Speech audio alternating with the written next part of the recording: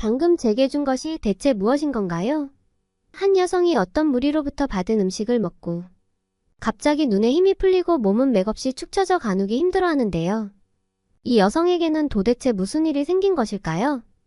영상 시청 전 구독과 좋아요는 영상 제작에 큰 힘이 됩니다. 안녕하세요. 저는 미국 조지아 출신의 앨리스라고 합니다. 제 고향은 미국 조지아주 동북쪽 끝에 위치한 중소도시인 서베너입니다. 한국인들에게는 잘 알려지지 않은 곳이에요. 한국에서는 서베너라는 도시보다는 미국 대학 독립리그 야구팀인 사바나 바나나스가 더 유명하긴 해요. 서베너 바나나스는 대학 아마추어 팀인데 이 팀이 유명한 이유는 바로 엄청난 팬서비스 때문이에요. 경기를 하다가 갑자기 마운드에서 선수들이 춤을 추는 것은 기본이고, 선수가 키다리로 나온다든지 선수들이 코스튬을 하고 그라운드에 나오던지, 여하튼 정말 팬들을 웃기려고 야구한다고 할 정도로 엄청난 팬서비스를 보여주면서 유명해졌어요. 이런 팬서비스 덕분에 인기를 엄청 끌어서 대학 아마추어 리그팀인데도 매경기가 매진될 정도랍니다. 그리고 서베너는 조지아주에서 가장 오래된 도시여서 현지인들은 관광하러 방문을 많이 해요.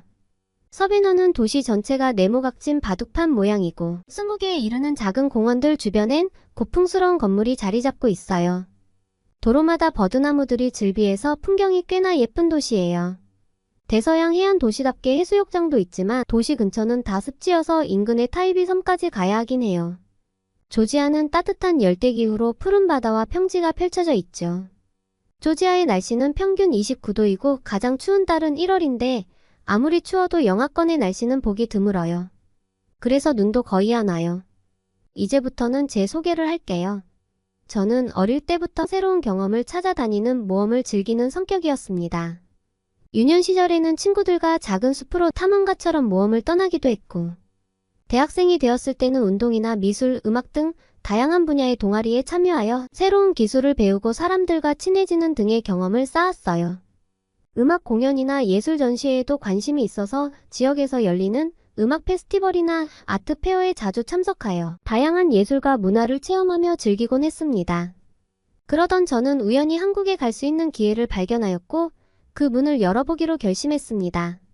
그 기회는 한국의 교환학생 프로그램이었는데 한국에 가서 한국의 문화와 언어를 직접 체험하며 국제적인 환경에서 학습할 수 있는 것에 매우 흥미를 느꼈기 때문이에요.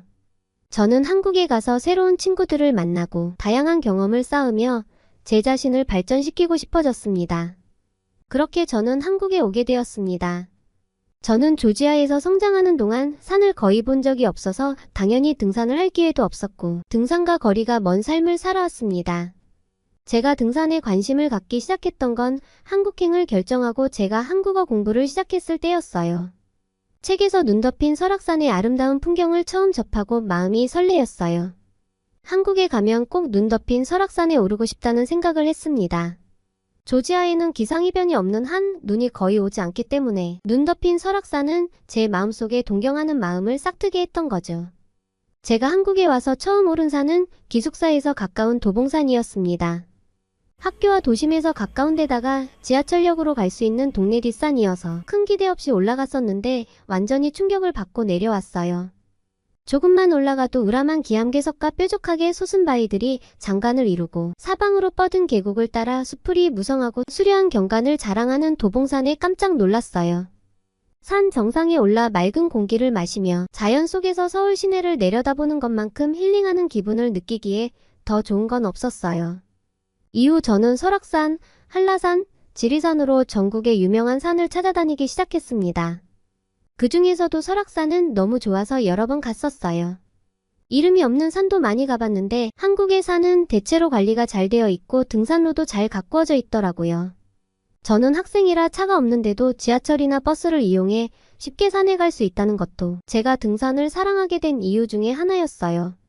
게다가 산의 가파른 구간에는 계단이 설치되어 있거나 구간마다 화장실도 있어서 등산하기가 정말 편했습니다.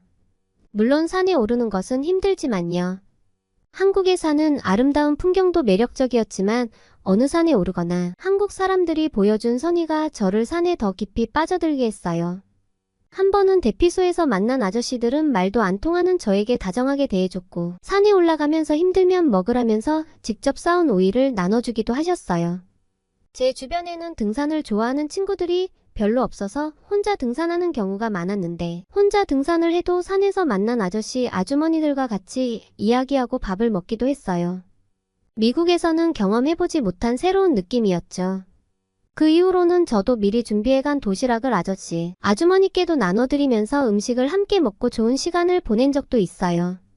사실 제가 처음 한국에서 등산을 하면서 이해하기 힘든 문화가 바로 등산 중에 막걸리를 마시는 문화였어요.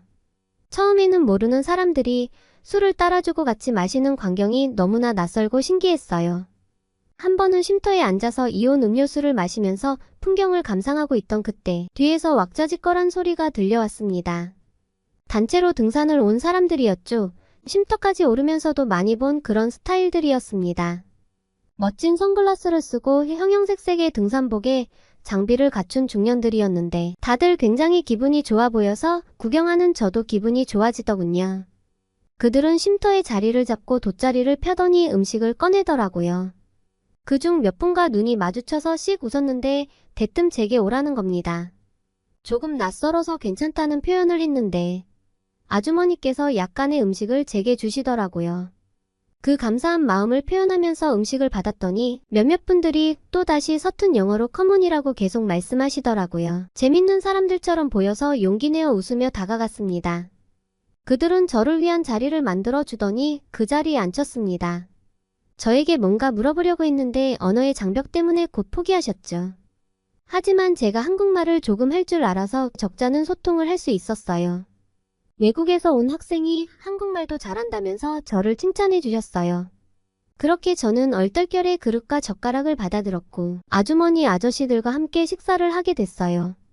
김밥과 도토리묵, 순대 그런 음식들을 먹었는데 운동 후에 먹는 거라 그랬는지 훨씬 맛있더라고요.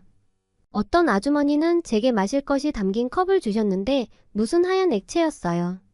별 생각 없이 음료수겠거니 하고 꿀꺽 마셨는데 맛이 오묘했습니다. 한 아주머니께서 이 술의 이름이 막걸리라고 알려주셨어요. 저는 마저 산에 올라야 하니 술은 더 안 마시겠다고 했지만 다들 너무 맛있게 마시는 거예요. 그리고 저도 막걸리에 톡 쏘는 맛이 너무 좋아서 참을 수가 없었습니다. 또 그 분위기가 너무 즐거웠거든요. 처음 본 저를 다들 딸처럼 예뻐해 주시기도 하셨어요. 저 역시 산에서 마주친 한국인들의 친절하고 다정한 행동에 빠져들었습니다. 등산을 마저 해야 했기에 진짜 딱 한 잔만 더 마시고 그만 마셔야지 하는 다짐만 몇 번 했는지 모르겠네요. 결국 저는 막걸리 맛이 좋아서 그만 과음해버리고 말았어요. 그리고 그날은 더 이상 등산은 할 수 없게 되었습니다. 막걸리 앞에서 등산을 포기해버린 것이죠. 이런 경험은 등산을 시작하고 나서 처음이었습니다. 심지어 저는 쉼터에서 잠들기까지 했네요. 잠깐 자고 눈을 떴을 때는 개운했지만 체내에 취기가 남아있는 상황에서 더 이상의 등반은 무리라고 판단했고 결국 하산할 수밖에 없었습니다. 등산 도중 포기 선언을 한 이유가 술 때문이라는 것이 좀 웃기죠? 그래도 그분들과 함께한 술자리가 몹시 즐거웠고 저에겐 행복한 추억이었어요. 이제는 막걸리 없이는 등산할 기분이 나지 않습니다. 등산하면서 막걸리를 빼놓는 것은 흥이 안 나요. 등산을 하고 내려오면 파전에 막걸리를 마시는 것이 제 필수 코스가 되었답니다. 그렇게 저는 한국산의 매력에 흠뻑 빠진 이후로 대한민국을 대표하는 100대 명산에 오르는 도전 중에 있어요. 이 목표를 달성하기 위해 주말과 주중을 가리지 않고 시간이 허락되는 대로 산을 오르며 자연과의 조화로움을 만끽하고 있어요. 주말에는 동호회 사람들과 함께 오르기도 하고 주중에는 혼자 조용한 산세 속에서 명상을 하며 혼자만의 시간을 즐깁니다. 이렇게 등산하면서 얻은 에너지는 일상의 스트레스와 피로도 풀어주고 동시에 목표 달성을 향한 열정까지 불타오르게 해요. 이미 오른 산에서 함께한 순간들은 제 삶의 특별한 기억으로 남아있고 아직 오르지 않은 목록 속의 산들은 제게 새로운 도전과 기대감을 안겨줍니다. 대한민국의 다양한 산들을 돌며 여러 지혜를 얻고 몸과 마음을 건강하게 유지하는 동시에 대자연의 아름다움에 감탄하며 목표 달성에 도전하는 이 모든 순간들이 저에게 큰 의미가 있습니다. 산은 저에게 더 큰 자아를 발견하게 하는 특별한 공간으로 자리 잡아가고 있습니다. 앞으로도 한국의 명산을 오르며 더 소중한 순간들을 만들어 나가고 싶어요. 지금까지 제 사연을 들어주셔서 감사합니다. 오늘의 사연 어떠셨나요? 미국인 앨리스 G처럼 외국인들에게 자연과 도시가 하나로 어우러지는 한국의 산이 새로운 매력으로 떠오르면서 한국에서 등산을 즐기는 외국인들이 점점 더 늘어나고 있다고 합니다. 한국에서는 등산이 처음이라 하더라도 쉽게 갈 수 있는 산이 많고 한국처럼 대중교통으로 산 입구까지 갈 수 있는 곳은 어디에도 없었다면서 외국인들의 한국 여행의 목적이 등산으로 바뀌고 있다고 합니다. 게다가 도심관광센터에서 등산용품을 대여해주는 것을 큰 장점으로 꼽는데요. 여행 물품에 등산 장비까지 챙기는 것이 쉽지 않기에 등산복과 등산화를 빌려주고 짐도 맡아주는 한국의 시스템만큼 편리한 곳은 없다는 것이죠. 게다가 산에서 마주친 한국인들의 친절하고 다정한 행동에 한국에서의 등산이 더 특별하게 다가온다고 합니다. 또한 한국산에 오르면 아름다운 자연과 문화유적지의 완벽한 조화가 인상 깊다는 후기가 대부분을 이뤄 한국에 여행을 왔다가 예정에도 없던 등산을 가는 외국인들도 많다고 합니다. 한국은 예나 지금이나 여전히 고개를 들고 주변을 돌아보면 시간과 장소에 관계없이 어디서든지 저 멀리 초록색으로 가득한 산을 볼 수 있습니다. 우리에게는 너무나도 익숙하기 때문에 지금껏 별다른 생각을 하지 않았지만 한국의 산이 전 세계 수많은 사람들의 부러움의 대상이 되고 있는 것은 분명하네요. 끝까지 영상을 시청해주셔서 감사합니다. 오늘의 사연이 좋으셨다면 구독과 좋아요를 눌러주시고 주변 분들께도 공유 부탁드립니다. 더욱더 좋은 영상으로 찾아뵙겠습니다. 감사합니다.